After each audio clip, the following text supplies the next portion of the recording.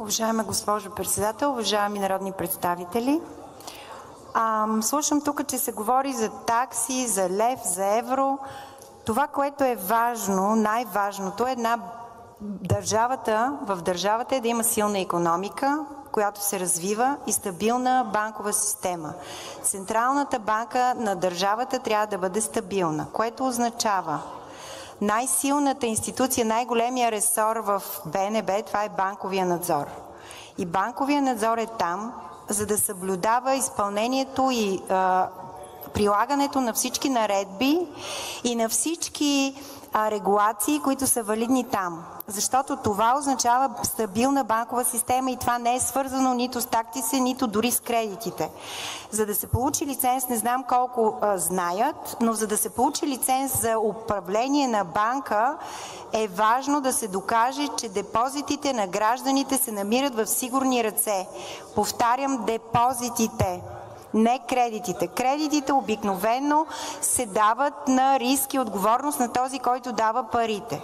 Какво означава сигурност на депозитите? Означава, че този, който съблюдава изпълнението на тези регулатори, трябва да бъде лице с безупречна репутация, защото един проблем в депозитната база на която и да е банка, означава доста население с доста депозити и означава истински проблем и криза в държавата, защото са засегнати абсолютно почти голяма част от гражданите. За това става въпрос.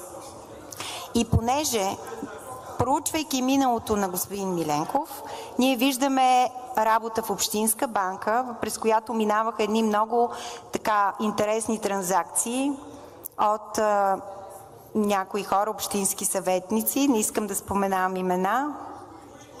Тук Орлин Алексиев, например.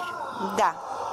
Освен това, след което имаме тук работа като шеф на Фонда за гарантиране на депозитите с КТБ, няма как да не я споменеме, но там доброто управление, което беше споменато тук, всъщност може да бъде едно добро разграбване на много по-ниски цени на активите, отколкото всъщност бяха те. И те бяха легитимирани точно от този фонд за гарантиране на депозитите.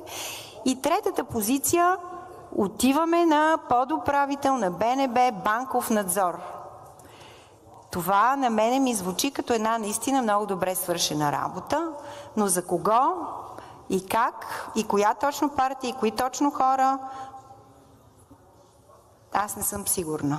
Така че ние от политическа партия Величие няма да подкрепиме тази кандидатура, защото, пак казвам, за нас е важно човека, който е начело на банковия надзор, трябва да е човек с абсолютно безупречна репутация, който се грижи за интересите на гражданите на България, техните спестявания.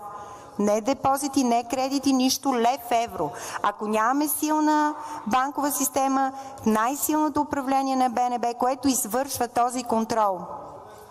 И поради факта, че този контрол наистина е много важен и почти никоя банка не искаше той да се извършва, затова и не сме в еврото и няма и да влеземе. Моето лично мнение. Благодаря ви. Има ли реплики към изказването на госпожа Илиева? Не виждам. Заповядайте.